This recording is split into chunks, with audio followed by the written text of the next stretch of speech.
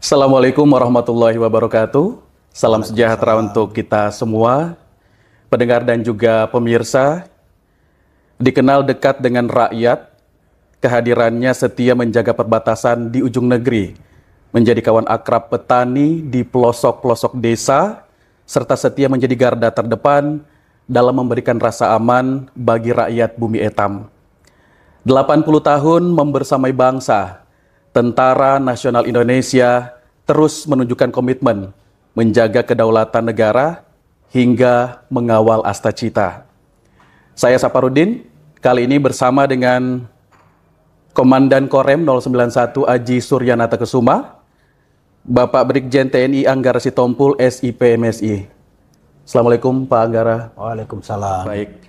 Pak Danrem, di 5 Oktober mendatang, ini hari spesialnya untuk Tentara Nasional Indonesia begitu. Ada kado ternyata dari TNI untuk anak muda Kalimantan Timur. Salah satunya adalah dibuka kesempatan untuk mengabdikan diri, ya, seperti Pak Danrem dan kawan-kawan menjadi Tentara Nasional Indonesia begitu. Ya. Nah, prosesnya seperti apa nih Pak Danrem untuk perekrutan ini? Nah, gini, terkait rekrutmen sebenarnya bahwa prinsipnya bahwa dari dulu rekrutmen tentara itu adalah sangat terbuka untuk semua warga negara.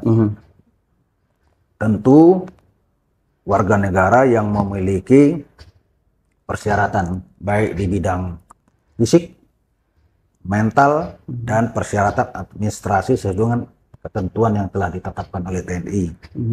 Nah, saat ini kita ada penerimaan calon bintara TNI AD gelombang kedua dan juga calon tamtama TNI AD gelombang 3 tahun anggaran 2025.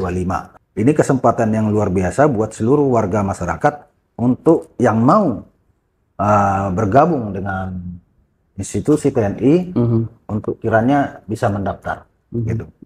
Apakah ada kuota khusus Pak Danrem untuk Kalimantan Timur? Ya, nanti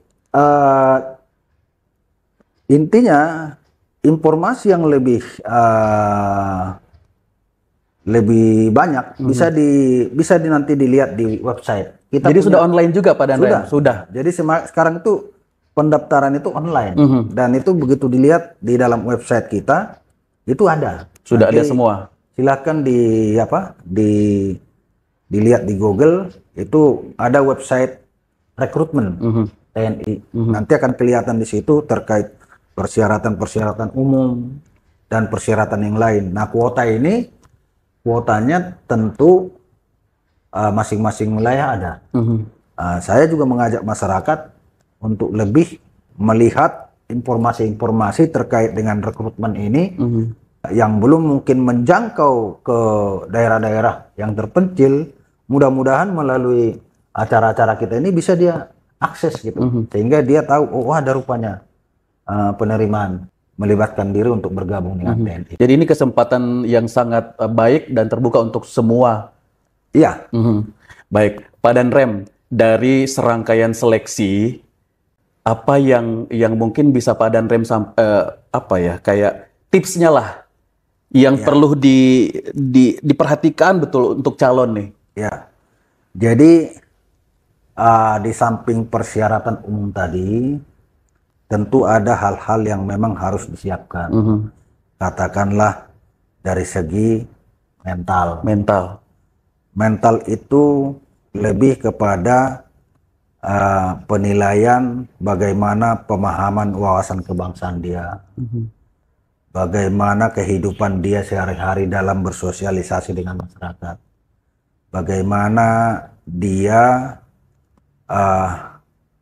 memiliki suatu sense of Christ terhadap lingkungan. Itu di situ mental itu lebih banyak di situ.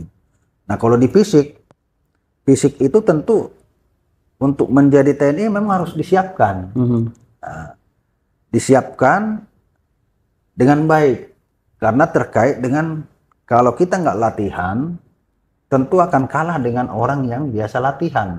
Kita di Korem ini ada namanya jasmani militer korem. Sebetulnya itu bisa dimanfaatkan oleh para orang tua dan juga masyarakat manapun yang ingin dilatih. Karena itu nggak bayar juga. Oh. Ada kita di sini. Jadi boleh Pak Danrem, orang luar. Ya, saya udah sampaikan kepada staf saya yang pembina jasmani militer.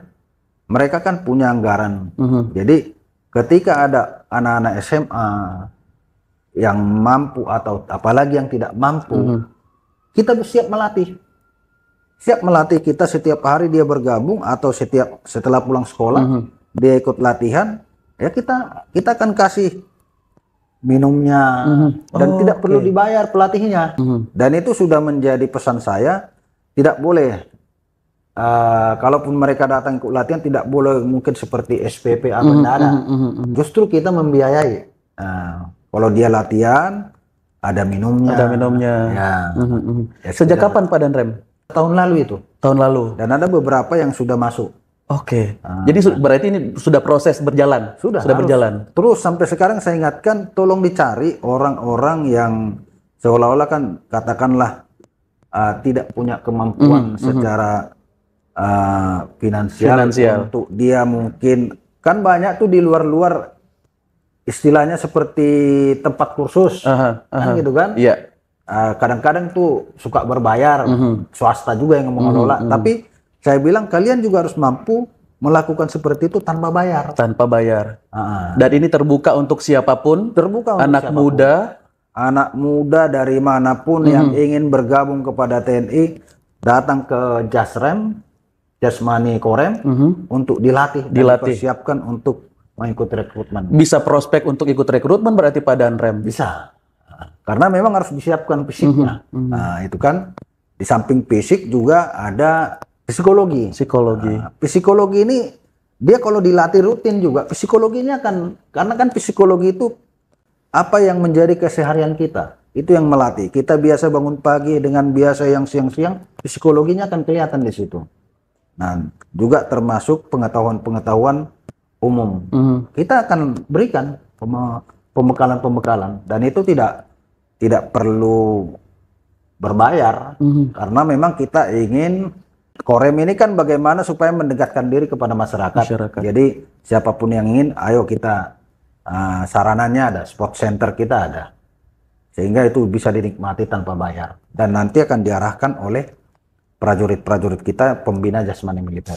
Oke, jadi sebenarnya di sini juga sudah tersedia untuk masyarakat begitu Pak Danrem? Iya, karena memang ada persyaratan yang harus disiapkan. Nah sekarang ini juga karena ditambah jadi 3 gelombang, tadinya usianya 17, itu jadi ditambah. Harus umur 17 dia. Nah sekarang itu kayaknya 17 kurang juga sudah boleh. Nah, kemudian kemarin dibatasi sampai umur 24 tahun. Nah, sekarang 22 tahun. 22 tahun tadinya. Nah, sekarang 24 tahun. Oke. Karena memang kita ingin menerima banyak. Karena kan sekarang ada programnya Pak Prabowo juga, Asta Cita. Nah, jadi akan menambah satuan-satuan baru sehingga harus merekrut yang lebih banyak untuk dipersiapkan bagaimana menghadapi ancaman global. Dan perlu dicatat bahwa rekrutmen ini gratis Pak Danrem? Gratis, tidak ada. Jadi jangan pernah percaya dengan orang-orang yang mengatakan kalau mau jadi tentara hubungi saya. Kalau nggak ada uang atau hubungi saya. Saya sendiri masuk tentara juga orang tua nggak tahu. Artinya orang tua aja nggak tahu bagaimana mau bayar. Bisa juga lulus. Di zaman sekarang pun seperti itu. Nah kalau ada yang mengaku-ngaku bisa dia menjembatani untuk masuk tentara, itu udah jelas bohong. Hoax dan laporkan kepada kita. Kalau ada laporkan Pak Danrem? Lapor. Karena memang Bapak Kasat tuh sangat concern dengan hal-hal seperti ini. Tidak boleh, nggak ada namanya orang dalam, kemudian atau calo. Itu kalau ada, kita sangat ingin itu ditangkap. Jadi setiap rekrutmen itu kita tidak hanya panitia yang ada. Tim pengawas ada. Tim intelijen yang melihat itu ada. Dari segi transparansi di zaman sekarang, itu kecil kemungkinan untuk terjadi. Gitu. Dan yakinlah, anak yang memang betul-betul dia memenuhi syarat, itu pasti lulus. Semua nilainya bisa dilihat kok. Itu. Dan itu kelihatan. Terbuka. Oke. Oke. Jadi nggak usah khawatir lah. Kalau ada orang mengatakan saya bisa menjamin lulus, itu bohong. Jadi sesuai dengan keyakinan, penuhi persyaratan, Ya. insya Allah Dan sekarang tuh saking kita ingin itu, tadinya tingginya 163, itu 160. Iya toh? 160 sekarang. Berarti seperti saya yang ceper ini Masih bisa, ya kan? Jadi dikurangi karena memang tipikalnya kita orang Asia ini kan memang standar yang bagus sih bagaimana 163 ke atas. Tapi karena kita membutuhkan banyak, tingginya pun jadi dari tadinya 163 jadi 160 bisa mendaftar. Nah, ini kesempatan ini bagi warga-warga kita, anak-anak muda kita yang mau masuk TNI. Baik. Pak Danrem, misalnya sudah berusaha semaksimal mungkin, sudah ikhtiar lah ibaratnya, tapi belum berhasil lulus. Apa yang untuk penguatan kepada mereka begitu Pak Danrem? Kita ini kan diberikan kesempatan berkali-kali. Katakanlah ketika lulus SMA, kita mendaftar, belum mendapatkan rezeki karena memang kesiapan kita belum maksimal. Nah, dia dikasih tahu kok di situ, tidak memenuhi syarat di bidang kesehatan, tidak memenuhi syarat di bidang fisik. Jadi nanti di situ dijabarkan juga kenapa tidak terpenuhi. Ya. Oke. Jadi tidak memenuhi syarat dari nilai akademis. Jadi itu menjadi pengalaman bagi adik-adik itu. Ya, kamu persiapkan kelemahan itu, dikasih waktu tahun depan. Karena kalau dia umur 17 tahun kan sampai 24 tahun itu kan hampir 7 kali bisa dia. Atau enggak kalau tahun ini kan sampai ada 3 gelombang gitu Pak Danrem. Ya, bisa gelombang 1 misalnya masih belum beruntung, gelombang berikutnya. Iya. Jadi tidak usah khawatir, pengalaman-pengalaman itu kan menjadi guru yang paling luar biasa.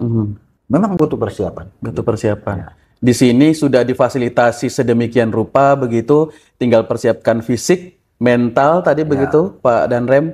Mudah-mudahan bisa lolos. Karena tahun ini ada 3 gelombang. Kalau misalnya yang awal mungkin belum beruntung, dicoba lagi di gelombang berikutnya. Coba gelombang berikutnya. Karena bisa kita lihat kekurangan kita apa kemarin, kita perbaiki. Insya Allah itu pada gelombang-gelombang berikutnya akan diterima. Pak Danrem, terima kasih sudah meluangkan waktu ngobrol-ngobrol. Mudah-mudahan yang ingin tergabung menjadi Tentara Nasional Indonesia bisa langsung ke websitenya Pak Danrem. TNI Kuat Bersama Rakyat dan Dirgahayu TNI ke-80 Pak Danrem. TNI Prima, TNI Rakyat Indonesia Maju. Sampai jumpa.